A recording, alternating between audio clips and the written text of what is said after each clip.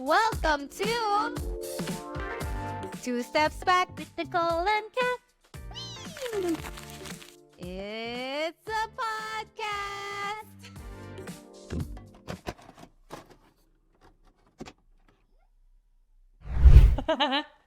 Hi everyone! Welcome back to Two Steps Back with Nicole and Cat. Kailangan ko rin kataas na boses si Cat. So we are now on our second episode entitled The Nothing Before the Something. It's a whole lot of nothing and a whole lot of something. Exactly. Wait, explain ko pa lang muna kung bakit ganito itsura ko.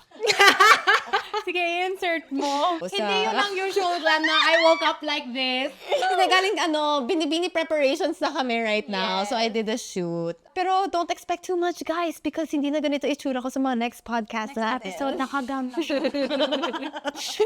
But yeah, so since in the last episode, in the pilot episode, you got to know us a little bit more. So this time, career-based naman. Because I feel like yung question of anong job or career ba yung tatahakin natin bilang tao. Yung one of the biggest questions that dominated our 20s. And I think it's a nice jumping off point because usually when you introduce yourself to someone, people usually identify this is my job or I'm a insert job title here. It's usually something synonymous with identity. And since we're introducing ourselves, it's a nice thing to kind of share with you guys the very unlinear path to where we got to here. Kung may masaskew pa na line, hindi ko na alam compared to our paths. Like it has a lot of branches. So if you're one of the listeners right now who's trying to figure out where your life is going, if this is a job for you, then you're at the right podcast channel. So I want to jump off with kind of delving into just very briefly, like, how did your perception of work get built as a child? Like, because ako naman, I look to the value of work from my dad, who would always say, like, I work to provide. So providing was really ingrained to me as the main purpose of work. Pero ikaw, how was, like, the perception of work built for you growing up? Sa akin, for me, parang bilang overachiever of sorts, di ba? Tapos, I think, since I was raised by my lola, ganon, nasa provider mindset din sila that time to work. Pero this time, parang I wanted to be a damn good, amazing, explosive woman. Ganon.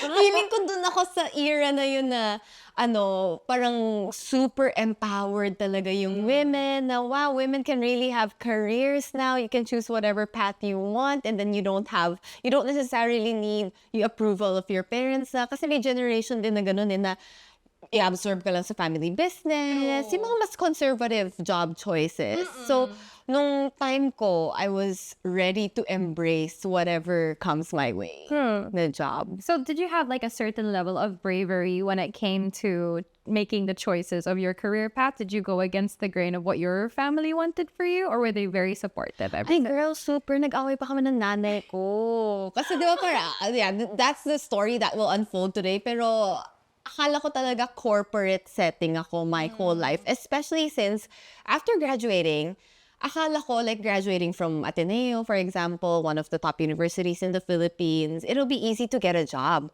Yun pala hindi. And then, you really do get into yung mga lower rung salaries, more or less. Lalo na if your course is not really in demand.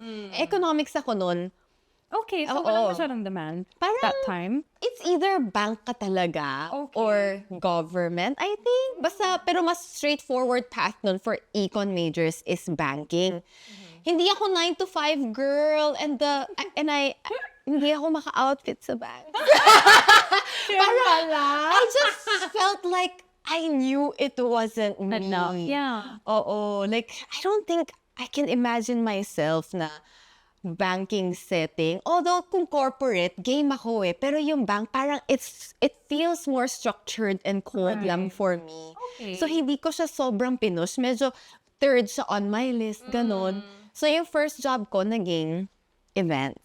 Oh, so wait, how did that happen? You're an economics major. How did you get into events?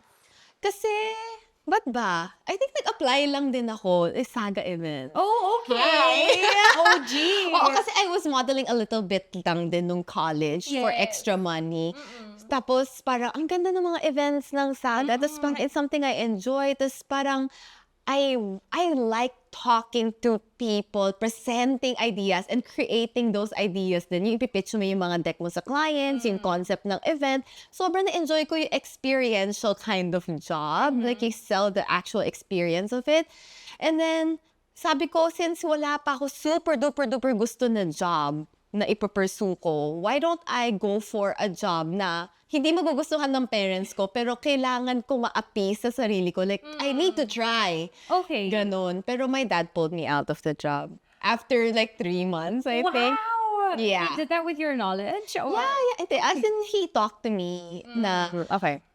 like, yeah, I can see you're enjoying, pero hindi niya type yung late na event. Ganon. Like finishing late. Oo. And then, syempre, nasa bars ka din. Kahit naman hindi siya, you can't really party when you work necessarily. So, The settings. the setting, parang hindi yan nagugustuhan. So, kailangan ko mag-adjust din for my parents. Kasi syempre, pinag-aral nila tayo. Ganun. Pero speaking of a little bit of modeling, first job mo ba modeling?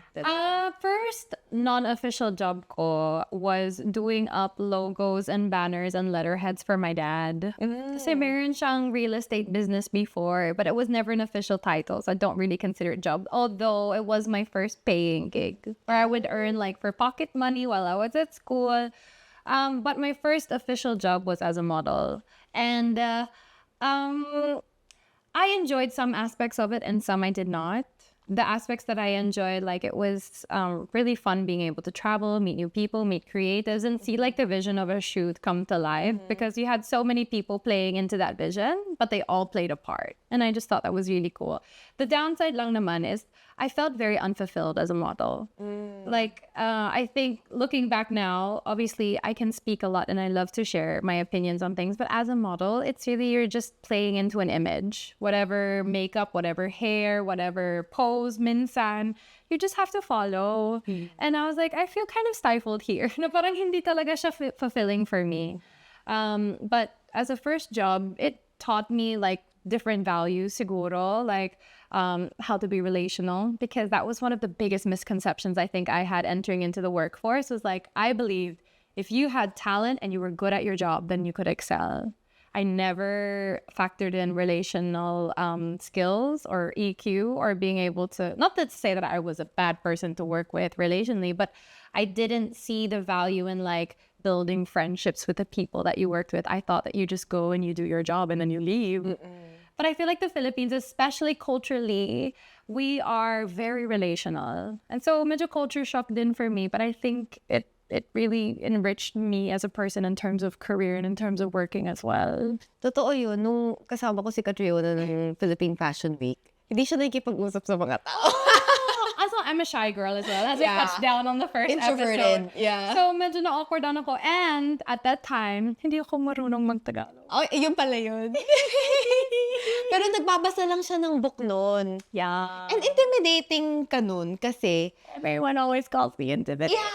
hype ko na tong frenny ko. Kasi, siya talaga yung most in-demand model for how many years? Yeah. As in, everywhere, Catriona Gray talaga.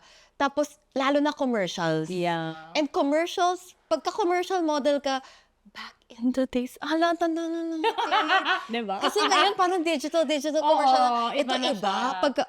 Pagka-commercial model ka, tapos sa TV, syempre, pag pinapalabas yun, oh my God, big star ka, te. So, big star tong frenny ko.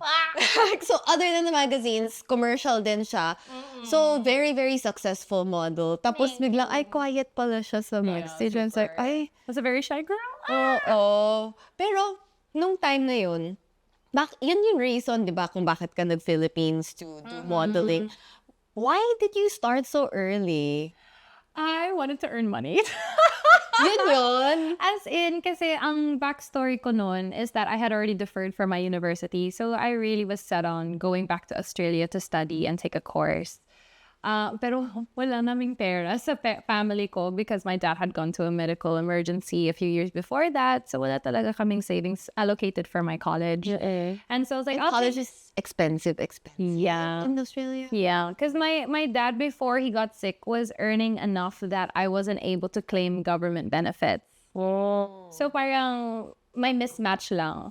So I told myself I'll take a year off to study and to earn for myself, where I can then not have to study and then work full time, not for full time, but part time as well. So I traveled here to the Philippines first.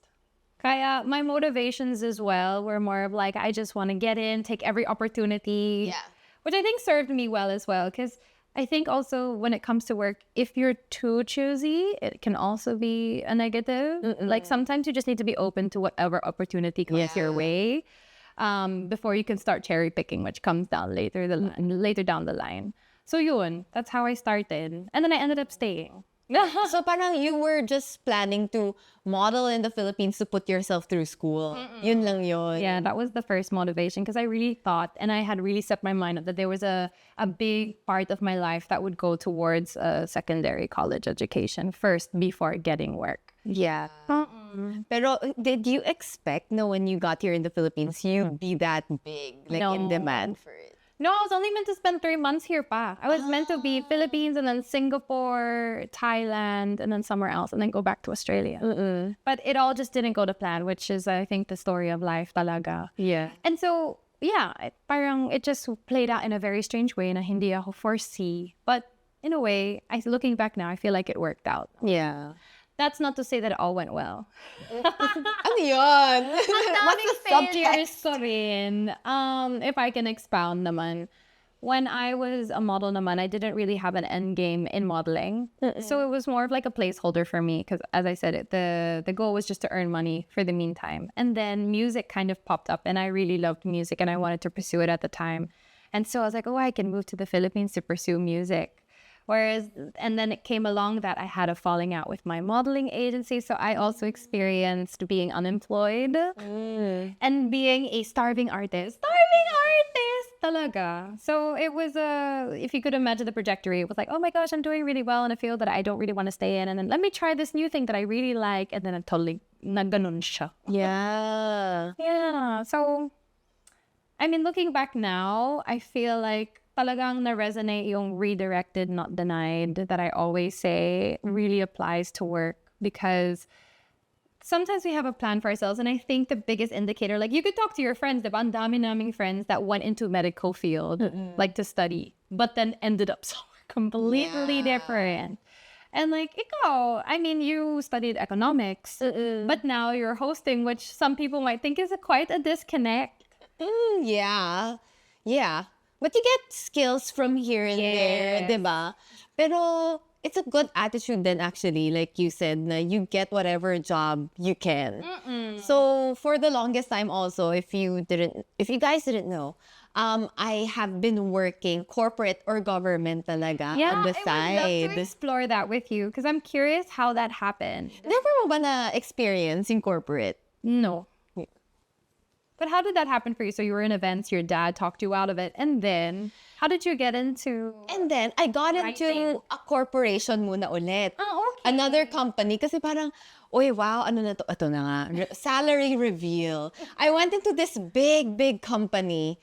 Kasi, yung first salary niya is bigger than the usual na, I think, mga 18 to 20 lang ata nun. Okay. Tapos this time, 25. No, at that point, actually, when I graduated, akala ko, minimum salary ko would be like 50,000 a month. Wow. Akala ko minimum. Kasi Right. you worked your ass off through college and then with a good degree pa. Tapos yun pala, yung mga ganong starting salary, yung mga Unilever, P&G, ganun yung mga companies na, yun yung mga peg salary nila. Pero that's not the case pala. So medyo nung nag-25, umano yung ka. eyes ko, like stars in my eyes. And this company is not known for being good to its people, ganon. Pero yeah, it was a special program. I got that kind of salary. Feeling ko malaki na that time. And then naisip ko, maybe this is all there is. Then, yung mga path kasi nun ng corporate people, na nakasama ko is, you just work at the company long enough. Yun na To yun. work your way up. To work your way up. Tapos, reward ko, syempre, the longer you stay with the company or maybe yung retirement or pension or whatever. Ganon. So, sabi ko, ito na yun. And then, my grandmother decides to pull me out of the company. Like, lagi talagang May intervention ng may family. intervention para sumali ng Miss Chinatown. Sabi ko, hindi naman on brand. Talaga? So, Oo. it was your lola who wanted you to join? It was her na sobrang Interesting. medyo out of character because being a conservative Chinese family, it's like we don't want to be in the public eye talaga. Right. So, at this point, like, I have a really good relationship with God. So, I treat yung mga ganito as signs na if my family members intervene, it's because God is using them as vessels I love to that. give direction to your life. So kahit na, yung my mom didn't want me to join the pageant. She wanted me to continue the peaceful way, di ba? The corporate way. And then, yeah, pero nung sabi ko, sige Lord, papagbigyan ko yung lola ko. So Kasi you parang, didn't feel torn between the two? Because as you said, like your family's like vessel, but then you have another family member, your mom, who was saying, Girl! hindi. nag-iiyakan kami habang nasa CR ako. Nag-away kami ng nanay ko na, ano gusto mong gawin ko? Ako, hindi ko rin alam eh. Kasi at that age, I wish people would tell me what to do na lang. Like, I Right. mean, they were telling me what to do. Pero hindi rin siya enough na age to decide for yourself din. Right. Yung You wanna ganun, be guided pa rin. confused ako. Pero clear naman ko ano gusto nila. Pero at the same time, ako parang, tapos yung nanay ko, iba pa yung opinion. So parang, teka lang, gulong-gulo na ako. So, stressful talaga siya, girl. Tapos maraming prayers na lang talaga. Kasi wala ka ng answer na makukugot. Right. Yeah. Pero what was your attitude towards potentially joining a pageant at that time? Open ka Ayoko ba? talaga. Kasi parang, finally, I found a job that pays me more than 15,000 pesos a month, which isn't even enough for transportation. Tapos, ile-let go ko pa to. Di saan ko pupulutin sarili ko? Di ko naman alam kung mananalo ako. At gagastos ka pa sa Yun pageantry. pa. Tapos, nung nasa Miss Chinatown na ako, tapos malalakas ka laban ko. Nung girl, may mga dalawang mga PMAP na nakasabay. oo. So, I was like, ay, malakas si roster na to. Tapos sabi na lola ko, mga 3 nights before the pageant, hala, parang matatalo tayo, no? Sabi ko, hala na lang talaga. Sabi ko, Lord, please give me 3rd place para may mauwi ako kahit 20,000 pesos. Para kung unemployed ako, may magastos pa lang ako sa sarili ko. Oh my God!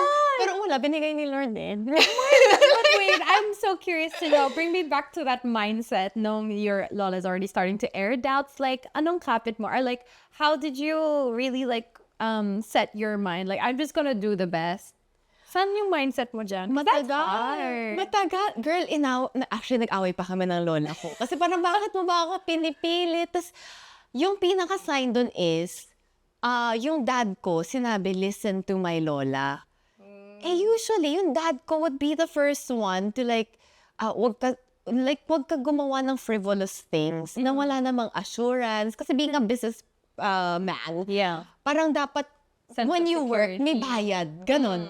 Dapat may quantitative allocation. Ganon. Hindi yung tataya ka lang. Hindi siya yung ganong type. Okay. So when it was my dad who sat me down and talked to me to ask me to consider what my lola is saying, parang ibang sign na to. Pero ako ayaw ko talaga, wala talaga sa heart ko. As in, Fairness. tapos That's so pinalaki pa kami interesting. na showbiz is super a scary place. It's the worst place to be. Ganon kasi ang gulo dati ng showbiz. I mean, in a way na may the buzz pa nun mga kids. Hello, kids! May the buzz pa nun. Yung mga ganun platforms. So parang, wow, ganun pala yung life ng showbiz. So, parang for a private person na wala namang showbiz sa scary. pamilya mo, nakakatakot, Yeah. girl. Magpapakain ka sa mga lions talaga yung peg mo. So yun siya. That's so interesting because I think our stories are so different because you were kind of thrust into something that you didn't really have your heart set on. Yeah. Ako medyo baliktad eh. Like I really had my heart set on, although it took me a while to figure out what that thing was. Yeah. Ano ba yung gap nga na yun? Kasi parang from top model ka to Girl, nag-cover pa to sa Rogue ata. Yes. Magsisinging career ka. Naalala ko yung cover mo na yun. Funny talaga. Funny. So parang you're really big. Tapos biglang, Tahimik. oo. Oo. Pero hindi ko napansin yung tahimik. Oh, okay. Na Baka nalaman behind ko the na lang scenes ulit lang is the yun. pageant. So yung gap between when I was a model, so I stayed in the Philippines because I wanted to pursue music and there was an opportunity given to me to pursue it through a recording label. Ano siya, for medyo stars in my eyes ako that time. Ay, pareho tayo may stars in the eyes. Diba? Yan tayo. But then that was like my tower moment or yung moment na talagang lost ako because here I was always believing my whole life that I needed to get a college degree to be successful in life. Like it was ingrained in me at a very young age. Kaya that's why I put so much effort in school and I studied so hard and felt like such a waste if I was just not going to pursue that because I was like, I've just wasted so much. Sayang. But it was really interesting because I thought the main fortitude of that sentiment would come from my parents because they're the ones that just instilled it in me in the first place. But they were like, school's always going to be there. You can study anytime. And I was like, wait, what? And they're like, yeah, you can always revisit school whenever you go to school to get a job to earn money. If you can go straight to the job to earn money, why not? And I was like, but wait, talaga, that's not what I envisioned for myself. So it was a really hard moment for me. I was so stressed. But then I was like, okay, I have the blessing of my parents. Let me just try to work. And so I worked. During that time, though, naman, even although outwardly baka perceived na I was doing really well in modeling, the scary part about the modeling world is we get paid so late. Oh, yeah. Oo. Lalo na kaya. And in like parang there was even a time that I did a job. I didn't get paid until 2 years later. And I was literally like the lowest my bank account has ever been. Ano? Reveal mo. It was like under 50K sa bank account ko. And my rent that time was like in the 30s already. So I was already like, oh, what am I gonna Iba nga do? yung kaba nun. As in, and I hadn't told my parents because on the other side, I was like, I'm so stubborn. I can do this. I'm an independent girl. Oh my God. Nakakaloka. Pero this was when you were starting out or This was like 2 years in. 2 years in? Oo, as in grabe yung fear ko. And then also, I guess yung mindset of like, is this really all that I am? I'm just a model. Because I was also having like an identity crisis. Like, I know I want to do more, but this is all that's here for me right now. Because the music thing really didn't happen for me. I was doing gigs and performances. I sung at like Route 96 and like those really small banda, yung parang small gig places where the up and coming bands would be. Like I would do gigs there. No, without pay. Wala. Pero may food. Yeah, at meron akong SoundCloud noon. Like yeah. talagang my music never ever took off, and I was just really disenchanted because also the recording company that I had stayed for didn't work out either. So parang wala talaga. And then that time, I also had a falling out with my modeling agency at the time. So yung main employer ko, we didn't see eye to eye, and then we ended up going separate ways. At talagang I was like, okay, so I have no work, I'm running out of money. And at this time, I was supporting my parents pa. And I guess I really wish at that time I still had the trajectory of like, this is my career and this is where I want to end up. Wala. I was just trying to take the jobs as it came. I got into a point where it's just like, I just need to survive. Yeah.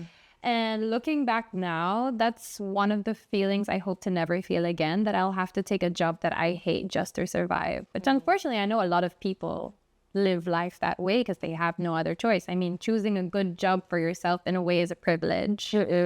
But I was just really trying to survive because I was supporting so many people. And parang I was just like, ayoko na. Like talagang depressed na ako that time.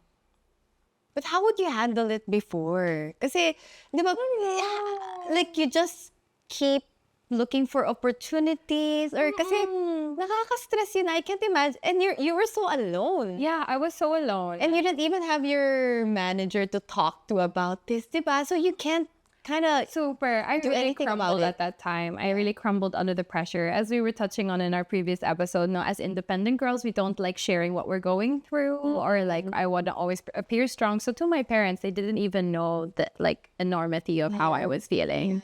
And I also didn't want to make them feel guilty. 'Cause I had become the breadwinner, but I didn't want to make them feel bad for putting me in that position because I did it out of love naman eh. Again, providing is a form of love for me. It's how I saw my parents provide for me as I was younger. So it only seemed natural and normal. Pero grabe, nakaka-pressure talaga to want to provide, but also parang just toss your want and dreams out the window because you're in a place of survival. And I think in everyone's career trajectory, you probably will go through that phase, if not really experience. Yeah, unless you're super lucky to like get the job and the pay. Yes. Kasi most of the time, it's either or eh. Diba? Oh, how did you navigate that? What job would you say? Did you have a survival phase in your career path that you really hated it and didn't enjoy it, but you just stayed because you just kailangan talaga? Parang wala naman. Kasi I was living with my dad naman eh. Okay. Throughout. Siguro more of, hindi eh. Noong time kasi na magiging independent na ako, like I would go out of the, hindi na ako titira with my dad.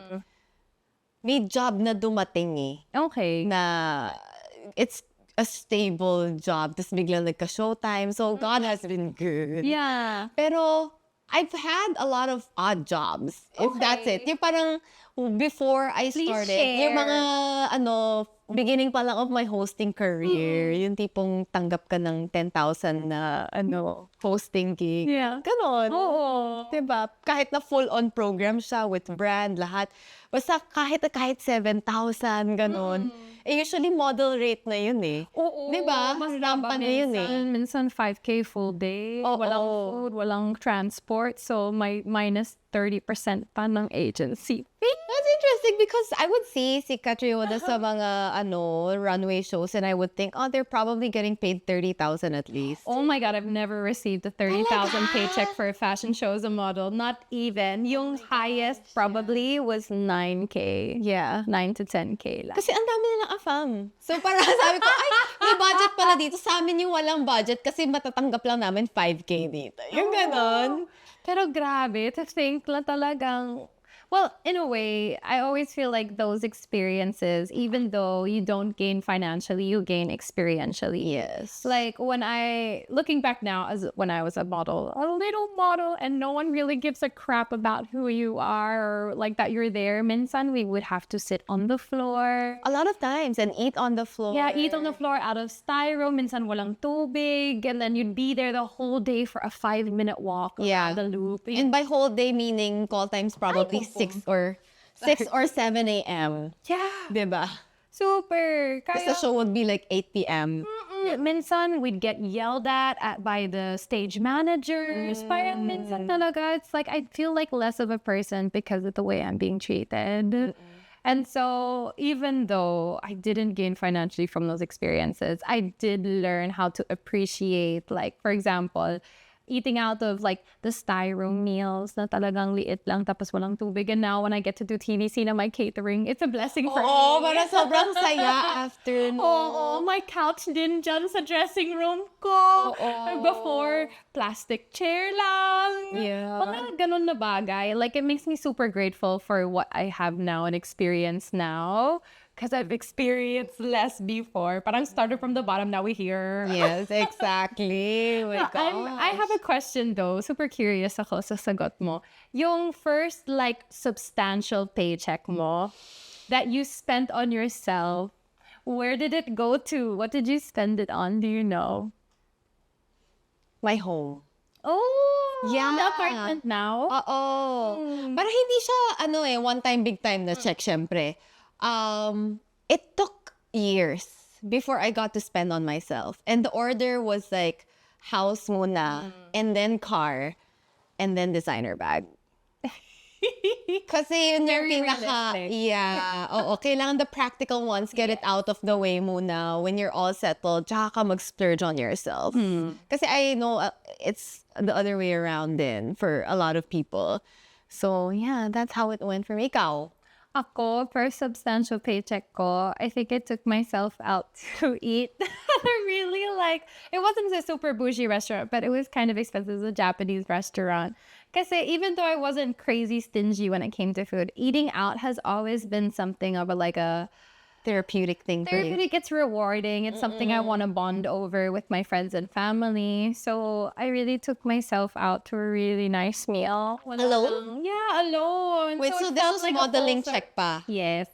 And that big substantial check at the moment, like, it's not that big, but it was, for me, it was big at the Magkano yan? It's like commercial ba to? commercial. It's 100. 100. Oh my God, guys, commercials. That was the biggest paycheck you could get as a commercial model back then talaga. 100, 120. Oh, tapos, it's either hair or skin. And if it's hair, your hair is butchered. Actually, Kasi- doon ko lang natutunan yun sa'yo. Oh, Kasi sobrang hair commercial girl to eh. So, ano yung naging horror story mo sa... Sobrang hit na hit yung blue-black na dye for hair back then. Blue-black? Yeah, it's not just black. It was like a blue-black. It was like the darkest black that you can imagine. And I would go into the salon and then they say, no, this is just temporary dye. I'm like, okay. Tapos they dye my hair super black, which for me, hindi talaga bagay sa skin tone ko. I feel like it washes me out. And then I would try to go to the salon after and get it fixed. And they're like, Wala na yun, girl. go. Once you go black. But they would only tell me after it's done. Tapos parang naubos na ng 10K ko. So gastos mo pa yun sa nila? Yes, just to try and get it back to brown. Oh my God, horror stories talaga. But, Tsaka di ba meron pa yung... Ano ba, skin commercial ba yun? Uy, wag mo sabihin. Ayun. reveal! Charot. Basta yung parang may oil, whatever. Yeah, and that was a horror story as well. We shot in Enchanted Kingdom, and it was this whole thing about you being so oily that when the confetti fell on your face, it stuck. So I wanted. They sprayed me with oil in the middle of the day in Enchanted Kingdom. And then when they ran out of confetti, they picked the confetti off the floor and threw that with the dust and the dirt. And it was just... You were one with the earth, girl. It was so unglamorous. It was ridiculous. Ayan, 100,000 pesos, ladies and gentlemen. What would you do for that? Kaya, like, and I think that's a nice sentiment that I think we both share from the odds and ends job or like the whole rerouting to where you're going. Like, for me, it made me really grateful for the opportunities I was able to get later on, the jobs I was able to get later on, yung ibang treatment, yung ibang opportunities. Kasi when you've experienced the really lower parts, talagang you see the difference. Actually, when you're there in that rut, guys, parang yung sinasabi ko na lang din is, imagine mo, that'll be part of your success story one day. Yeah. And motivation mo na rin siya na, sige, I'll keep challenging myself to do these small things, to better myself, to find lessons in these hardships na hindi ideal setting. Kasi minsan yun lang talaga eh. Like, you don't earn from it, but you learn. Yes. And without that attitude then, now what can I learn out of this experience? Yun feeling ko yung totoong talo ka. Diba? Kasi parang hindi ka na nga kumita, wala ka pang natutunan.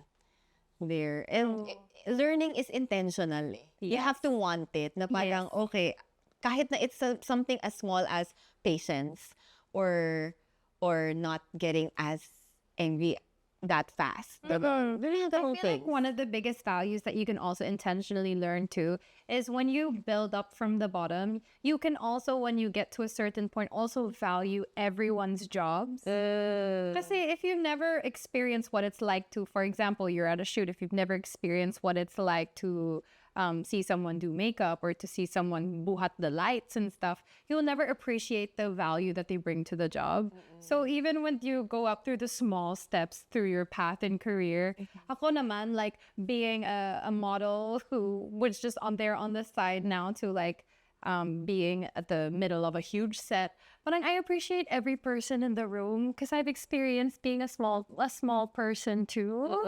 Na parang it's like, okay, they're also bringing value to the set. Like this whole job or this whole operation wouldn't work without everyone. Yeah.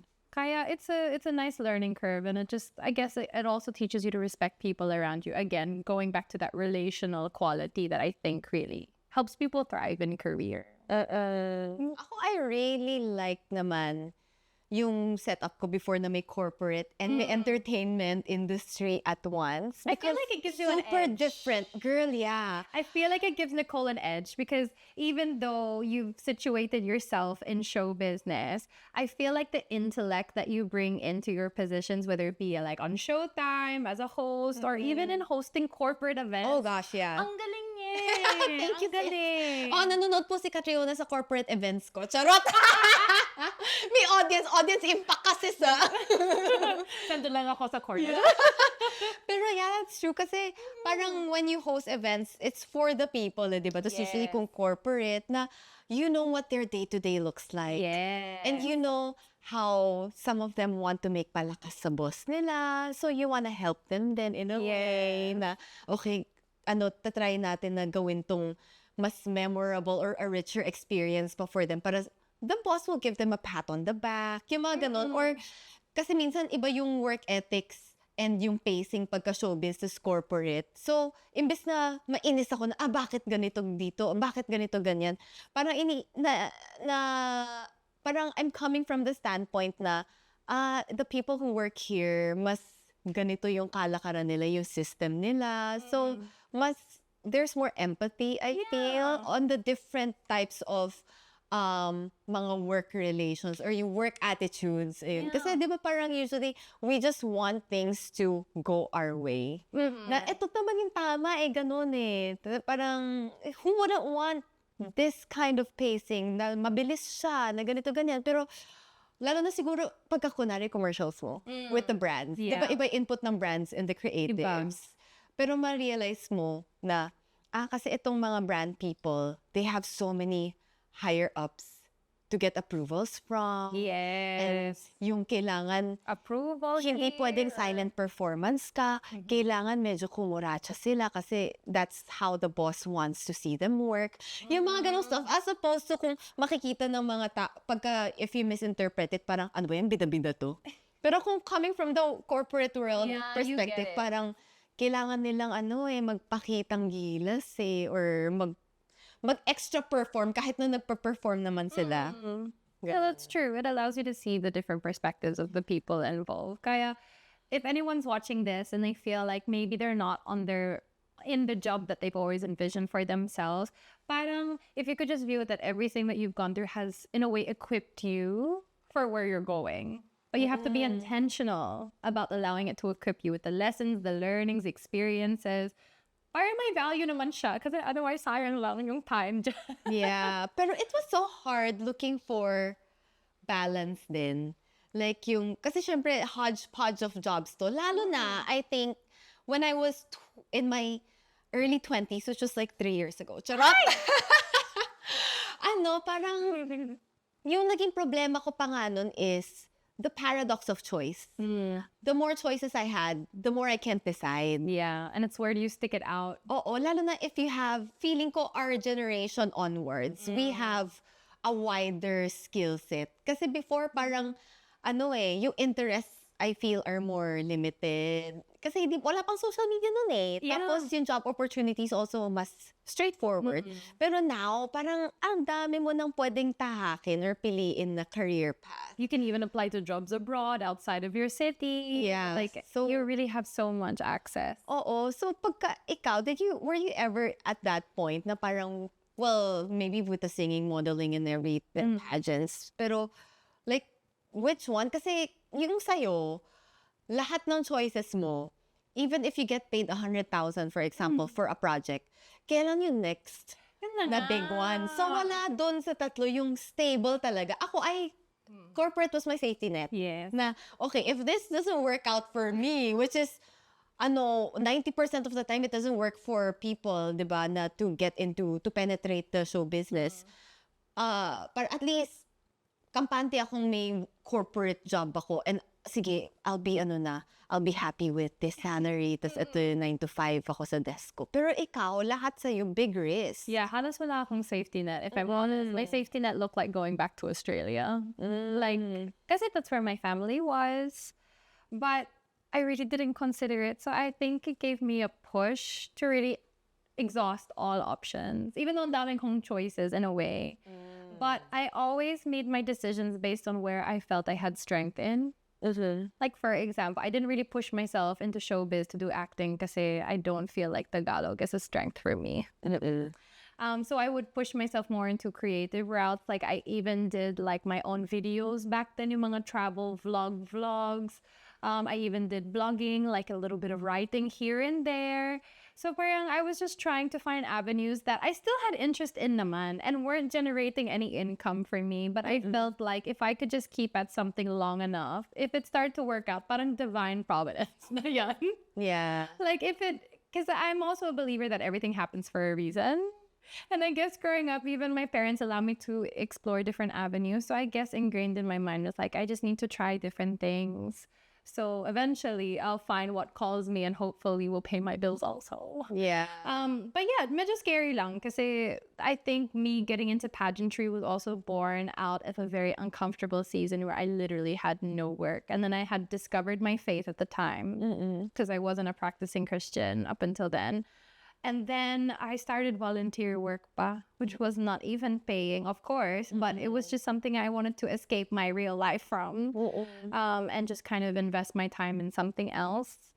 And it was from then that I ended up in pageantry, which is still a risk. There was no security whatsoever. Super. Gastos ka pa Yeah. sa pageantry. So, yeah, parang lahat ng ginawa ko in that season, medyo risk taker ako. But I guess at that age, like when you're in your 20s, it's a great time to be a risk taker. Yeah. Kasi wala pa akong responsibility of having my own family, of having children depending on me. I'm not a mother yet, and I don't have my own house. I don't have all these assets kind of like anchoring me into one place. So parang I'm fluid enough in a way that I could take risks and I could really explore different opportunities. And then if I fail, at least it's just me who fails and I don't drag anyone with me. Do you feel like you felt like that in your 20s as well? Like medyo like parang, sige na, let's try it, let's go all out? Or mas conservative approach ka pa? Conservative ako, sobra. As in, kaya ako, laging may corporate job and then nag-government job pa ako. Yeah. So after Miss Chinatown, nag-DOF ako. So pageant fans, you know na speechwriter ako, Yeah. sa DOF. And then, after pageants, I did Manila Bulletin. So a lot of writing. I did that for 3 years, I think. And then during the pandemic, I worked at the Senate for a senator. And then, so lagi akong parang, even if it doesn't pay enough, parang actually very, very small, i-go ko pa din. Basta every day, I have that one Something. stable thing. And then the rest, like, dun ako pwedeng, okay, I'll allow myself to delve into my interests. So you like allocated your free time for interest between your like the stable timeline of your job. Yeah, oo. Pero yung interest ko kasi hindi rin naman super creative type na parang I could really make a career out of it. I just fell into hosting. It's like, oh, okay, it all led to that pala. The writing, the everything, it led to hosting. Makes sense though. Pero wala akong intention nun. Oh, which is super interesting. So I think that's a So really I'm nice the safety reminder. net girl. I'm the safety net girl. Ikaw yung parang risk taker. Yeah. Which I think is this generation. Like a lot of people want to be content creators. And then they become overnight stars on TikTok. Pero ako nun that time talaga. Siguro kasi since given yung, eto na nga, lahat ng decisions natin may patutunguhan. So like with college and my course, may mga friends ako who, yung mga connections ko, who have worked in the companies I work in. So they would call me up. Now, we need, and companies always need people. So, ayun, at least there will always be that backup plan. Yeah. So, I mean, it's always there sa sideline, sa path na yun. And magagrab ko siya. Pero it just so happens na hosting pala ako na todo. Oo. Pero yeah, different approaches. I'm the safety net girl and then ikaw yung talagang go big or go home. Pero talaga dapat And you in went big. moderation. As in, Pero nakakaba talaga yung sa'yo, sis. Hindi ko ma-imagine talaga. I know, medyo crazy looking back on it now. And thank God it worked out because if it didn't work out, Lalo na kasi ang daming models na pageantry? tumatawid sa pageants tapos hindi, Wala. oo, parang, hindi pa na bagay. It doesn't necessarily translate to pageant girl. Exactly. So I think, I mean, if you're watching this, please don't take the sentiment like go big or go home like Cat. And no, although I really feel like if you want something to pay off in a big way, take a risk in a big way. But just try and gauge the risk siguro. Kasi I feel like it needs to really come from you. Dapat motivated ka sa anong gusto mo. Because if it's coming from a family member or what you think you should be doing, like if you fail, it's gonna be even more hurtful. Yeah. Whereas if I failed and it was because I wanted it to do it for myself, at least parang na-tick off ko yung no regrets sa buhay ko. But yeah, just if it's for someone else, I don't recommend it. Like dapat you're really steadfast in what you want and what you envision for yourself. And then it's totally okay to take the safe route as well. I mean, if that satisfies your perception of what work is, whether it's providing or opening up new opportunities on a different level, like it's as unique as you are. Like even looking at Nicole and I know, like we have such different paths. But if you look back on it, all the steps didn't really make sense. Yeah. But in a way they did because we were equipped with it. But yeah. I guess that's a comforting thought then for you guys. No, but honestly, it does work out. Like, there will always be, like mine, ang daming intervening cast of people. members! Cast of people talaga. Parang pumapasok sila in a musical na, no! Stop everything now! So for me, that was my family. And I feel like life is so generous, hindi ka pinapabayaan. So it will always give you these little signs, diba? Pero things fall into place naman eventually. Pero I think what worked with Kat is listening to Vision ko. yeah. Yeah, that's something that I will attribute to myself. Like I always stuck with what I think is my vision. I would take suggestions, minsan, but at the end of the day, it's like what I want that I follow. Which again is risk. But at the end of the day, if I fail, it's like at least I tried what I thought is right and it didn't work out. Oh well, time to try again. Ganon. Yeah. But I want to touch on something here that I think is important to touch on the topic of career is I am someone, and I would love to hear your thoughts about this. I am someone who still struggles with separating my identity from my career/productivity.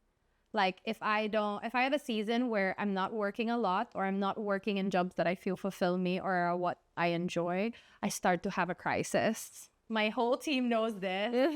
Do you have something like that where parang you just feel like, wait, what am I doing? Do you have moments of doubt? Di ba every month naman yun? Yeah. Kasabay ng period mo. Totoo. Pero yung ganon, kasi like, yun nga, high reward yung jobs namin ni Kat. Pero hindi naman siya like yung everyday job. And then you see like your friends or people around you na everyday pumapasok sa office, everyday productive, quote unquote, di ba? Iba-iba naman tayong definition of productivity. Yeah, pero yeah, I would have a lot of those meltdowns din. Pero right now, I'm only discovering now na learning to allow myself to use the time that I worked hard to get. Kasi before, di ba, parang you work so hard, wala ka ng time for yourself. Or you feel guilty for taking rest or taking vacation. Yeah, oo. Pero ngayon, kasi for me ngayon, yung success means working for more money with less time.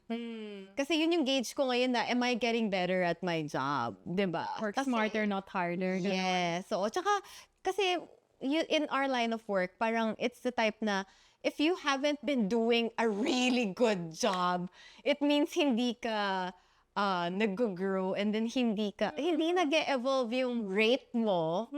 And, di ba? Kasi yung rates naman namin based on yung presence namin and yung mga projects namin. So, kaya malaking pressure din on us to keep elevating. Super. Oo, and serving new things.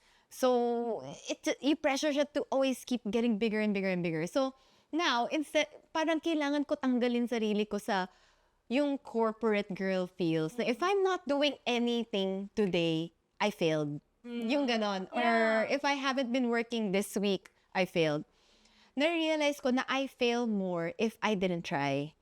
Kasi ngayon, like the time that I use now, which is I wanted more time for myself to nourish and make my craft better, I have to start creating. Hence this podcast. Actually. So it's one of those babies who Yes. burst to like in those times. Pero I was like, wait lang, I need to be doing more kasi yung yung disconnect is I'm expecting to have more responses, more jobs, but I'm not producing anything naman. Yes. So it's really a change of perspective. Like those moments, yung mga meltdown na yan, yung mga crisis, identity crisis, it sets you up.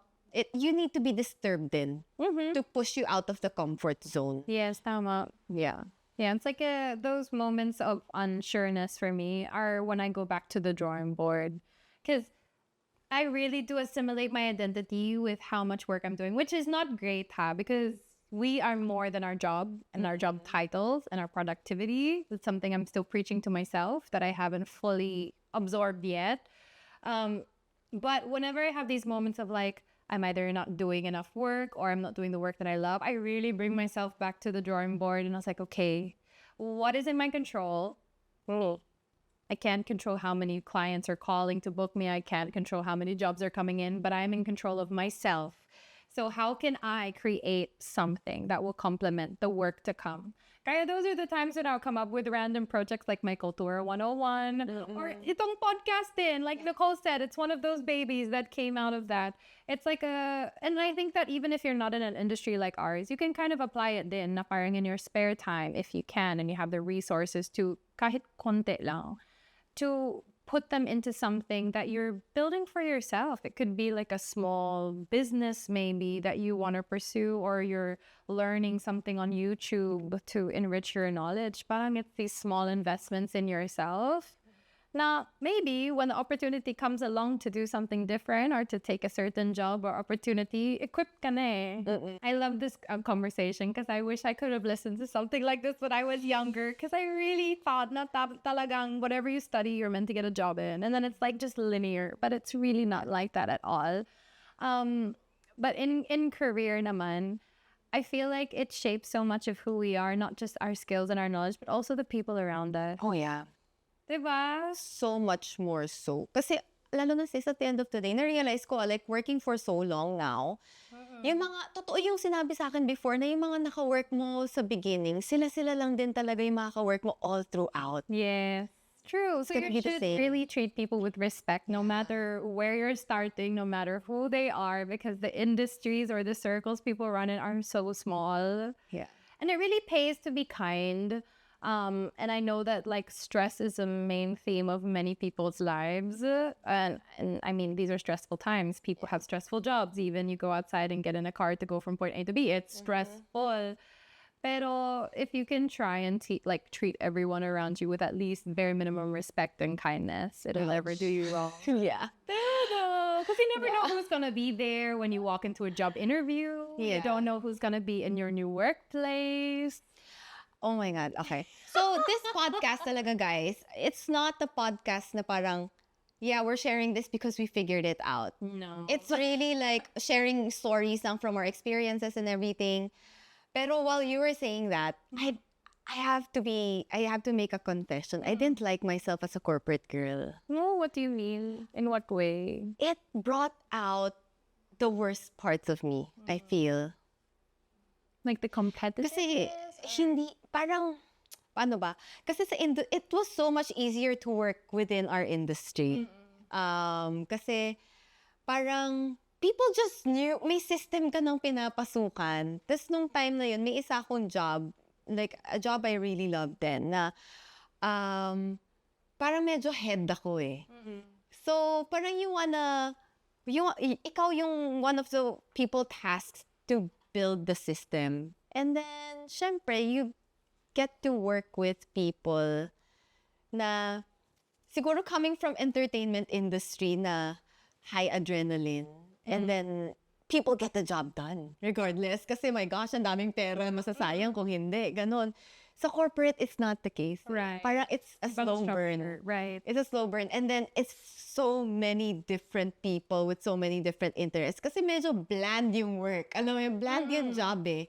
Hindi siya like, kasi pagka sa industry natin, sa showbiz, Medyo eventful siya. everyone's pretty much passionate about the Yes. same thing. Yes. It ties you together. Pero, pag corporate setting, parang ang hirap humugot ng motivation din. So parang, I just hold a high standard. Siguro kasi I give so much. So you expect other people to deliver the same. Na I tend to be medyo dragonesa, ganon. A little, kasi sa industry natin, I'm a really nice person. Yeah, I don't think I've ever Alam mo yun? witnessed your dragon era. Wala. Or attitude or anything like that. Oo. Kasi, I don't know, it's easy to get along with our people. Pero once na ikaw yung adapt to the magiging- environment. Yeah. And then, ayun nga, challenging role. Parang, I just feel meaner. Kasi, oo tayo sa industry natin eh. Parang, sige po, oo, ganon. Pero ito, parang you have to set the standards.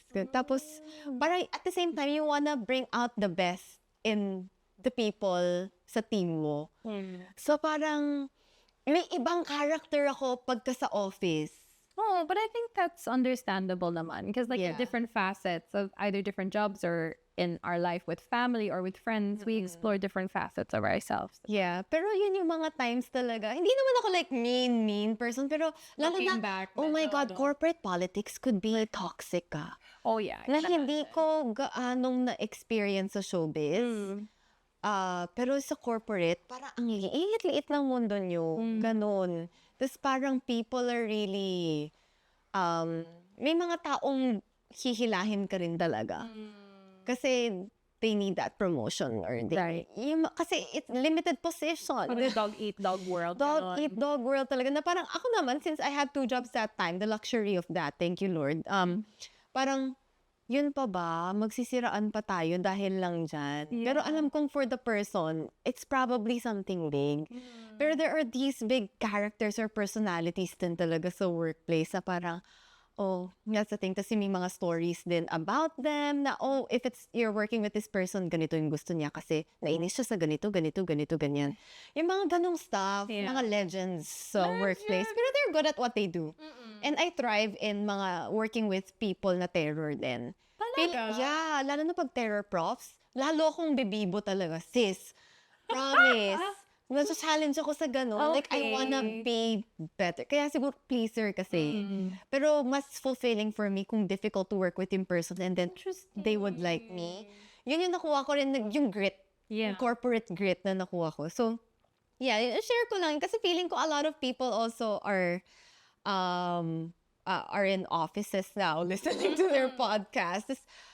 Minsan the job is okay naman eh, pero the people you work with are, You can't pick and choose. You Like, cannot. It's already like fixed as it is. Oo. Tapos sometimes parang, ano lang talaga, like you see these people every day, di ba? It's hard to escape. Tapos minsan may tension, may nababraid na tension out of, hindi mo naman alam kung saan. May mga ganong weird stuff lang. Pero it was a weird time for me then, living in that world, na 1 foot in the industry, and then 1 foot in corporate, na it's really, really different Yeah, pero nagmukhang super tame yung showbiz that time. Yeah, it depends on the corporate culture. Pero, yeah, I learned a lot din naman. And I think, I don't know, pero I hope na yung mga people na naka-work ko would have seen na I just wanted the best. Because I always wanna give the best.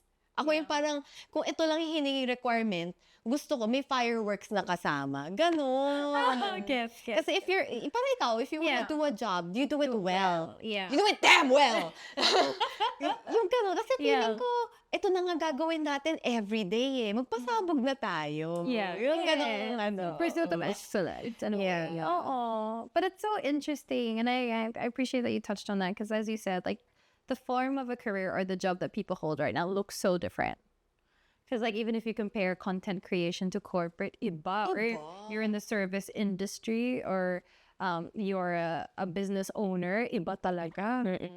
Basta, I hope that the main sentiment that we're able to kind of bring across today is more one of comfort and encouragement because it can be really daunting. And empathy. Yeah. Na parang we also go through to certain things and we want to know what you guys go through then. So if you want to share. Yeah, please do share with us sa comments or sa Facebook community page natin. It'll be really nice if we could just kind of, learn from each other where we're at and where we're going, what we're looking forward to, what maybe we regret or are grateful for in the past. Yeah. It's all a mixed bag and all are welcome. Yeah, and we're all just figuring things out together. Exactly. And learning along the way. So thank you guys for spending time with us.